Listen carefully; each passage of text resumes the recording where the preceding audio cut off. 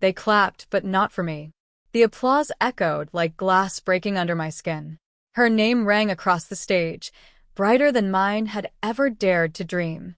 She stood there, smiling, with my effort tucked neatly beneath her polished shoes. I remember thinking, so this is what betrayal feels like. It doesn't scream. It grins. They said I should be proud of her. She's family, they reminded me, like that was supposed to stitch my soul back together. Like blood forgives theft. But I stayed silent. Silence makes people comfortable. And I was trained since I was a girl to be digestible. Sweet. Soft. Swallowable. I wasn't born loud. But that doesn't mean I didn't burn. They told everyone I gave up. That I wasn't cut out for it. That I was too emotional to lead, too intense to be taken seriously. But they never saw the late nights. The endless coffee. The trembling fingers over keyboard keys. The drafts, the rewrites, the sacrifices. The way I stitched dreams out of rejection letters. They never saw how much of me bled into that project. They just saw her holding it. And they believed it was hers. But it wasn't failure. It was something bigger. Just not visible yet. It's funny how people only recognize value once someone else validates it.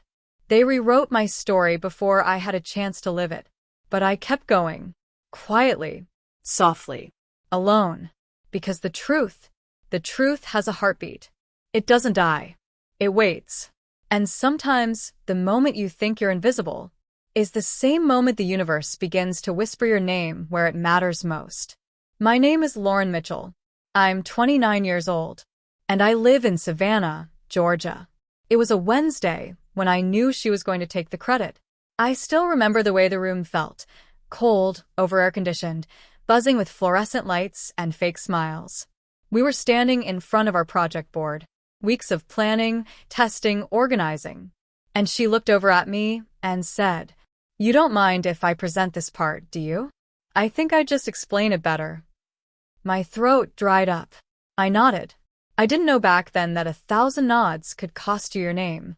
There's something strange about betrayal when it comes dressed as family. It's harder to name. Because how do you accuse someone of stealing something you never got to hold? They all thought she deserved it. My aunt beamed. My uncle clapped like he had helped. Even my mom leaned in and whispered, "I told you being shy would cost you." I didn't say a word. I just stood there, invisible in a room built on my backbone. But let me tell you something. There is a silent power in being overlooked. A pressure that builds in the shadows. Until one day, you don't just walk into the light. You become it. I wasn't supposed to succeed. Not after she took the win. Not after everyone labeled me too passive, too quiet, too soft. But maybe softness is a secret weapon. Because while they were busy celebrating her, I was learning, rebuilding. Not louder, just deeper. They say the truth sets you free. But before that, it buries you. It isolates you. It teaches you the kind of strength you can't post on Instagram. But freedom, real freedom, that comes when you stop begging to be seen and start building something so undeniable that even the ones who erased your name have no choice but to say it out loud. The stage lights that once burned me eventually warmed me, but not because I chased them, because I became something that couldn't stay hidden. And that moment, when the award was handed to me, it wasn't revenge. It was restoration. Not loud, not dramatic. Just honest. And finally mine. They always said I was the one with the potential. The quiet achiever. The straight-A student. The planner. The future doctor in the family. From kindergarten to college, I was the one who colored inside the lines. I followed the rules, made the honor roll, never missed a deadline.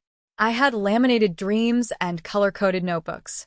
My parents used to smile at dinner parties and say, "Lauren's going to medical school. She's our little brain." Everyone nodded approvingly. People like things they can understand. Doctor fits neatly into conversations and resumes. Creative doesn't. But I didn't want to be a doctor. I never said it out loud. Not at first. It started as a whisper in my chest. A strange pull toward design, user experience, the intersection of technology and emotion. But every time I tried to speak it into existence, the room got colder. You want to give up medicine for computers? You mean like graphic design? So basically, you'll be doing logos? They didn't understand UX. They didn't understand why I'd want to design how people feel when they click something. But I did. I understood it because I had felt it, how one interaction online could make you feel seen or erased. And I wanted to design the kind that made people feel seen. The pivot wasn't dramatic. I didn't storm out of pre-med. I just stopped applying. I started learning HTML and CSS in secret. I took online classes while pretending to study for the MCAT. I volunteered for boring nonprofit platforms just to learn how users behaved. I told myself, if I can just prove this works, they'll understand. They didn't. When I finally told my mom I wasn't applying to med school, she stared at me like I'd grown a second head. You're giving up? Just like that. No, I'm choosing something else. She blinked. Lauren, this is not who you are. You don't quit. My father didn't speak to me for 3 days. When he finally did, he said, it's your life. But don't come running back when it falls apart. The whispers came quietly after that. She's just taking a break. It's probably a phase. We don't talk about that anymore. I didn't cry. At least not right away. I just buried myself in work. Freelance gigs, open source projects, anything that kept my hands busy and my thoughts louder than their silence. And then, came the community app.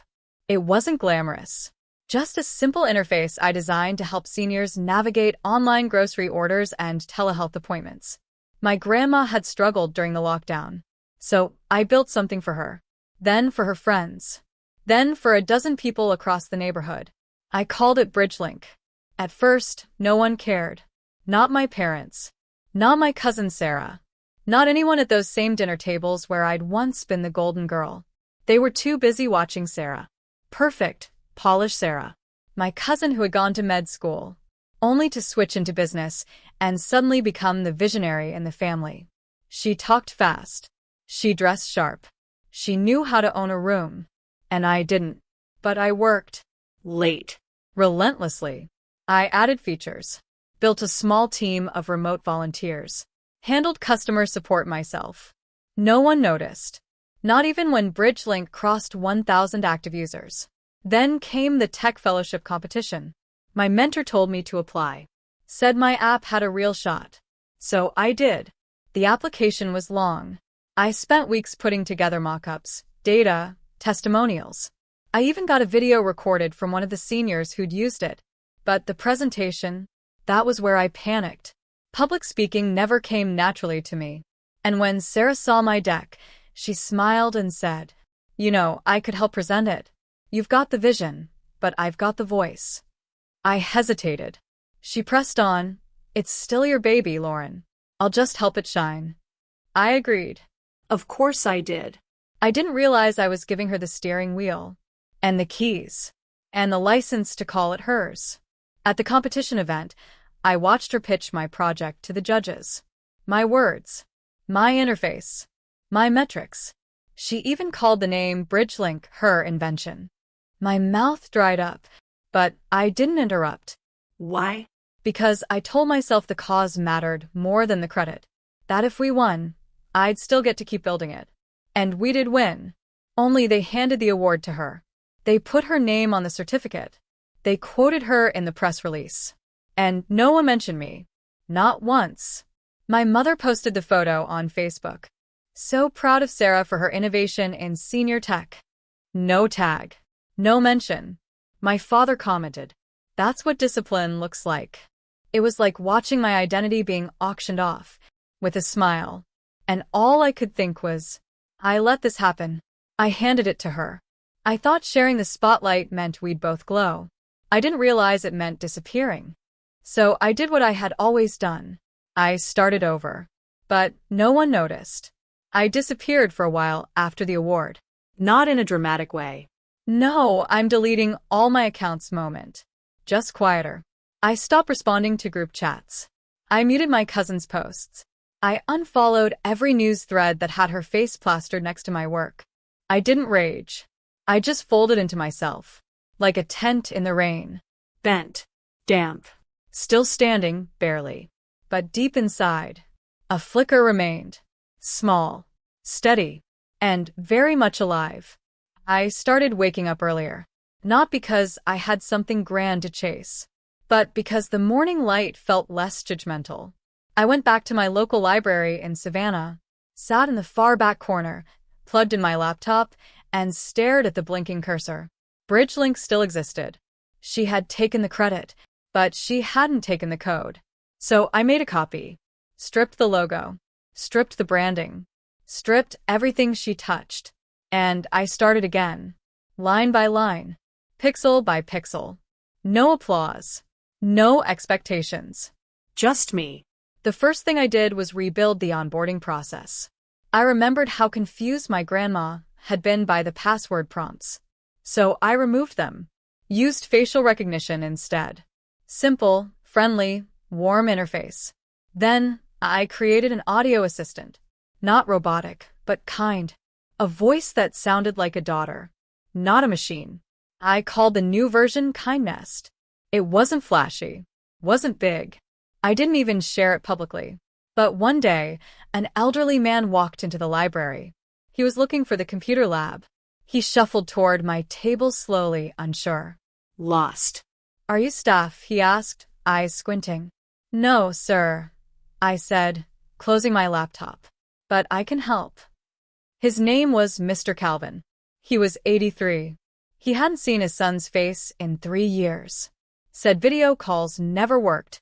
Said he was too old for all this nonsense. I asked him if he wanted to try something new. This machine hates me, he muttered as I opened KindNest on the tablet. Let's make peace with it, I smiled. 5 minutes later, he was staring at his son's face, tears gathering in the corners of his eyes. You brought my baby into my living room, he whispered. And that's when it hit me. It didn't make headlines, but it mattered. I kept coming back to that table in the library, day after day, week after week. Word spread slowly. Mr. Calvin told his friends. They brought more friends. Suddenly, I was helping 5 seniors a day, then 10. Then I couldn't manage it alone. So I trained volunteers, college students, local moms, anyone with a heart and a few free hours. We didn't have funding, but we had a whiteboard, a calendar, and a sign-up sheet. We called ourselves the KindNest Crew, printed t-shirts on discount cotton, wrote everyone's names with a Sharpie, and somehow it was more real than any fellowship award. One day, a woman named Janine showed up. She was 76, shaky voice, hunched shoulders, carrying a letter her doctor had emailed her. Only she didn't know how to open it. I don't want to die because I can't click a button, she said. It broke something in me and rebuilt something else. That night, I rewrote KindNest's medical feature, made it default to voice commands, created a setting that auto-forwards reports to emergency contacts, tested it on myself, then rolled it out to the entire beta group. Janine called me the next week and said, "My daughter thinks I've got a tech fairy." I didn't correct her. We weren't scaling. We weren't on Forbes. But the change was happening. One click at a time. One face at a time. I applied for a grant. Didn't expect to get it. But 6 weeks later, a $5,000 check arrived. It wasn't much, but it was enough to rent a small co-working space and buy new tablets. I hung a corkboard on the wall and pinned every thank you note we ever received. By the end of that year, it was full. I still hadn't told my family. Not because I was hiding, but because I no longer needed their applause to know I was doing something that mattered. The volunteers began calling me Elle. It felt good, like a second version of me had emerged, one that wasn't seeking validation anymore, just purpose. The old Lauren might have still hoped for a post from her mom, a proud of my girl caption, a text from Sarah saying, "You're doing great, too." But this version of me? She just kept building. Quietly, softly, powerfully. Because sometimes, when they take everything, you finally get the chance to find what's actually yours. And no one can steal that. They say momentum is invisible. Until one day, it isn't. That's how it felt. One morning I walked into our tiny kindness space and found 4 seniors already waiting outside. They weren't just from Savannah anymore. Some had driven in from nearby towns. Others were referred by relatives who'd heard about the tech girl who doesn't talk down to old folks. We didn't advertise. We didn't need to. Kind Nest had become a whisper that traveled fast, the kind of whisper that said, "There's someone who actually cares, and she'll show you how to FaceTime your grandkids." We built everything with empathy first. Our motto was handwritten on the whiteboard. Simple is sacred. That meant bigger fonts, gentler colors, no login screens unless absolutely necessary. We introduced new features gradually. A medication reminder app that beeped gently 3 times like a knock. A button labeled "Feeling Lost" that led straight to a volunteer call line. An AI voice that didn't rush people when they paused mid-sentence. People started calling us tech therapists. I didn't mind. By the time our small Savannah pilot reached 1,200 active users per month, I knew we had something. We expanded to Macon, then to Augusta. Each city had a lead volunteer, a supply of pre-configured kindness tablets, and a rotating support calendar. We trained people through weekly Zoom calls, used Google Sheets to track progress. Slack channels were filled with grandma jokes, updates, bug fixes. Our attention rate? Over 80%. Our open rate for push notifications? 78%. Higher than most Fortune 500 apps. But even with all that, my parents didn't say a word. I had dinner with them one evening after a local news channel aired a segment about kindness. They watched it, stone-faced. At the end, my mom set her fork down and said, "So, this is what you've been doing with all your time?" I nodded. My dad sighed. Teaching old folks to click buttons? Real noble work. Then silence. And just like that, I was invisible again. Same house. Same table. Different world. Sarah, meanwhile, had launched a startup of her own. Something sleek and disruptive, though I never quite understood what it did. She was on podcasts. She was tagged in photo ops with smiling politicians. She sent out a family-wide email about her upcoming TEDx talk. And still, not one word about what had happened with the fellowship. No apology. No clarification. Not even a casual, "Hey, thanks for the idea." She'd taken the credit and built a pedestal from it. I'd taken the silence and built a sanctuary. A part of me still hoped they'd notice. That they'd say, "You did something real."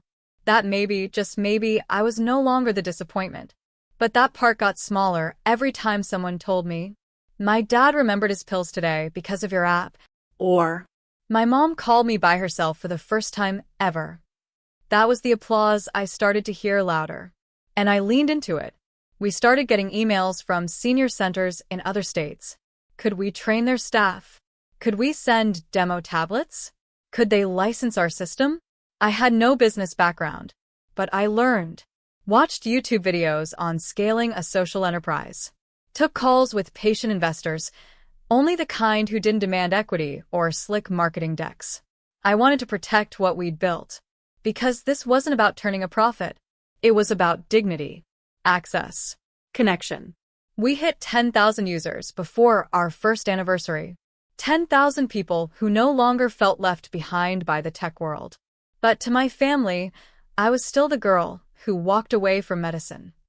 At Christmas, my uncle asked me if I was still doing that app thing. I nodded. He laughed. Should have just gone to med school like Sarah.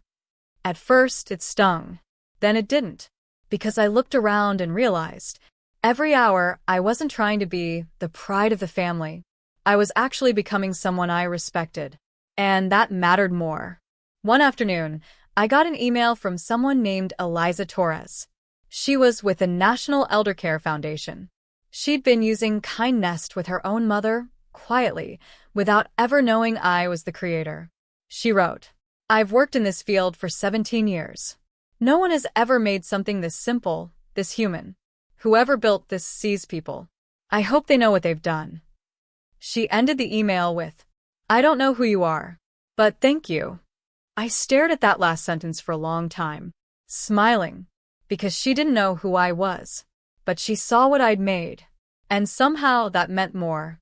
It happened on a Thursday. I remember because I was wearing one of the old Kindnest t-shirts. The cotton faded from too many washes. The sleeves stretched out. It had "Tech Fairy in Disguise" scribbled on the back in permanent marker. I was running late to a local tech networking mixer. Someone had invited me, Eliza, from the Elder Care Foundation.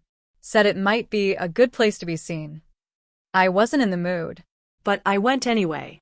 The event was held in a rooftop space downtown, overlooking the Savannah River.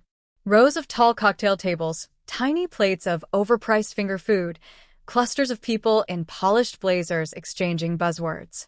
I stuck out. Didn't have a pitch deck. Didn't carry business cards. Wore sneakers instead of heels. I hovered near the back, just observing, smiling politely, nodding at strangers who didn't know what to make of me. And then I heard it. A voice. Clear. Soft. Right behind me. Kindness changed my father's life. I turned. The woman standing there was about my age. Maybe late 20s. Dark red lipstick, curly hair in a half-up bun, wearing a lanyard that read "Speaker." She wasn't talking to me. She was talking to the man next to her. A VC type, checked shirt, power smile, pretending to listen. But I wasn't pretending. I was listening to every single word. My dad was always terrified of tech, she said. After his stroke, he refused to touch a phone. Said it made him feel stupid. She paused, voice tightening. But kindness didn't make him feel stupid. It made him feel seen. My breath caught in my throat. He started calling me again, she continued. He got to meet my daughter over video calls. And he died with dignity because someone cared enough to design an app he could actually use. The man she was talking to gave a half-interested nod. Wow, sounds like a smart product. Who's the founder? And that's when she said it. I wish I knew. She didn't recognize me. She was standing 3 feet away, talking about something I had built from scratch. And she didn't know who I was. I stood frozen, hands at my sides, pulse racing. Part of me wanted to interrupt, to say, that was me. But I didn't. Instead, I stepped forward and said, "Hi, I'm Lauren." She looked over and smiled. Warm. Polite. Unknowing. I couldn't help but overhear. Your dad sounds like he was lucky to have you. Her smile deepened. Thank you. It still hurts, you know? I nodded. I do know. There was a silence. Not awkward, just heavy. Shared. She looked down at my faded t-shirt. Read the words. Her brows lifted. You're with Kindnest? I hesitated. Then I nodded. She leaned closer.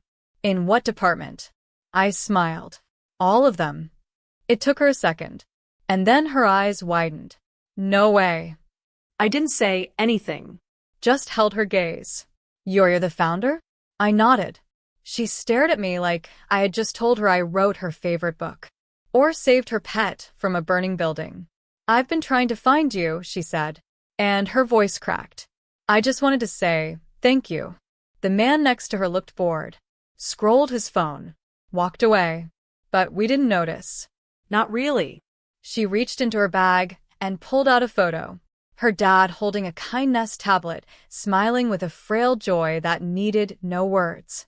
I printed this the day he passed, she whispered. She held it between us. I owe you everything. My eyes welled, but I didn't cry. Not then. I just said, you don't owe me anything. I built it because I wish someone had built it for my grandmother. She nodded, and then she hugged me. Hard. Like she was trying to transfer a lifetime of gratitude into one moment. Other people were watching now. A few had overheard. Someone whispered, "Is that the Kindnest girl?" I wasn't sure how they knew, but the wave had begun. By the end of the night, 3 more people came up to me. One had used Kindnest in a retirement home in North Carolina. Another had referred a friend whose mom had Alzheimer's.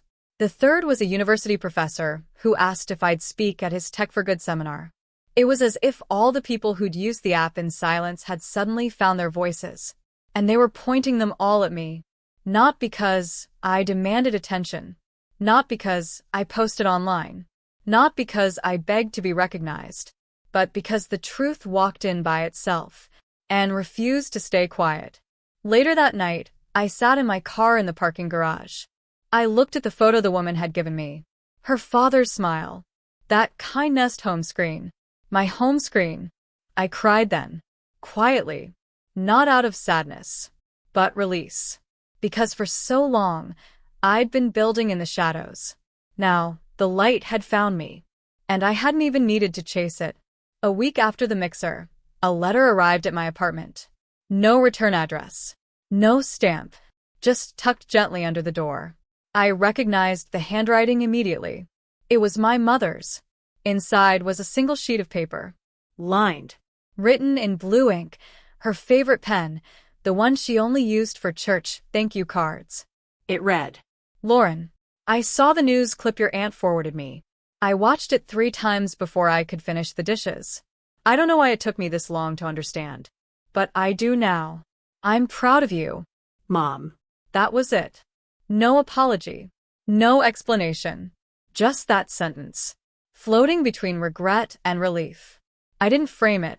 Didn't call her. I folded the letter and slid it between the pages of my old biology textbook. The one I used to pretend to study from when I didn't know what else to do with my life. It wasn't pride. It was peace.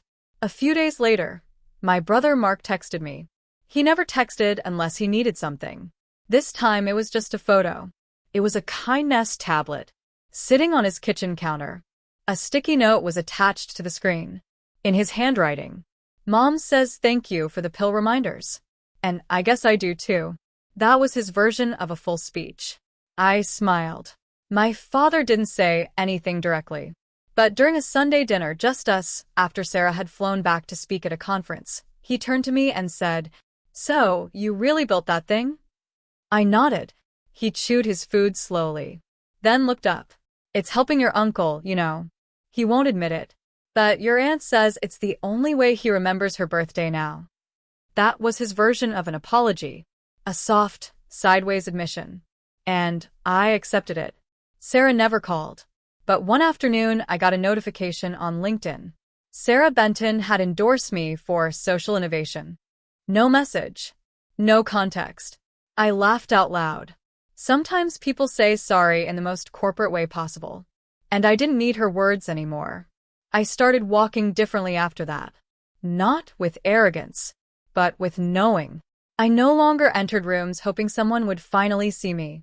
I entered rooms already knowing who I was. At KindNest, we launched 2 new programs. One for visually impaired users. Another for multilingual families. Every new feature came from a real story. Every update was tested by seniors before engineers. I hired 3 interns from the very fellowship I lost to Sarah.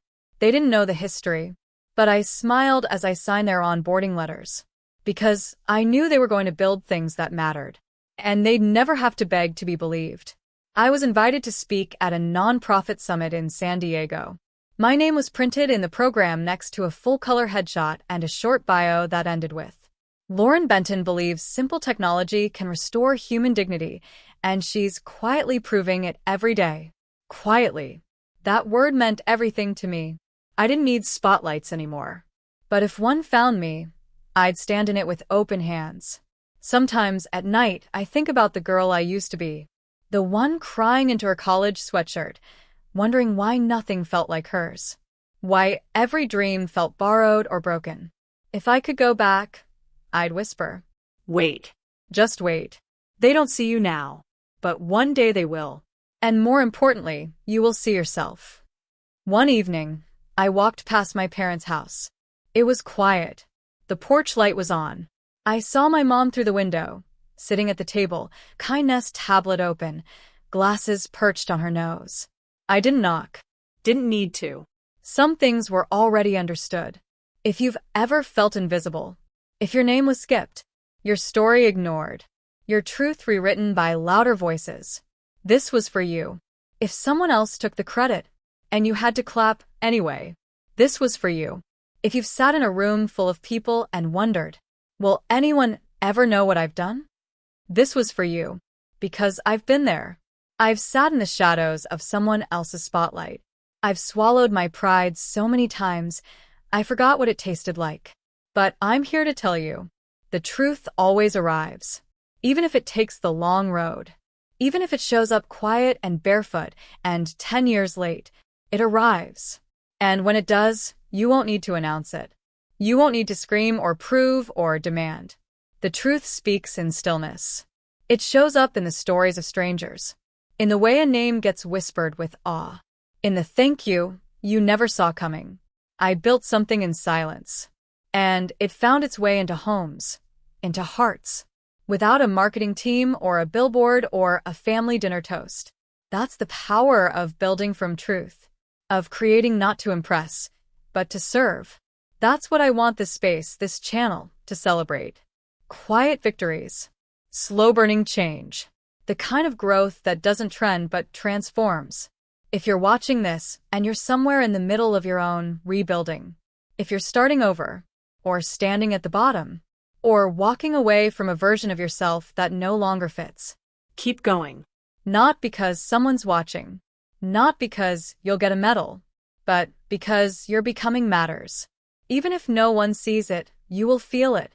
And one day, maybe years from now, someone will tap you on the shoulder and say, "Thank you. You helped me, even when I didn't know your name." So where are you watching from? What are you quietly building? What's the thing no one claps for, but you keep showing up to anyway? Tell me in the comments. I want to know. Someone else needs to hear your story too. To everyone who's ever been overlooked, you are not invisible here. Your work, your words, your healing, it all matters. And even if you feel small now, you are part of something huge. Thank you for being here. Thank you for watching. And thank you for reminding me that truth doesn't need applause to be real. More stories coming soon. But for now, just know this. You are already enough. You've always been.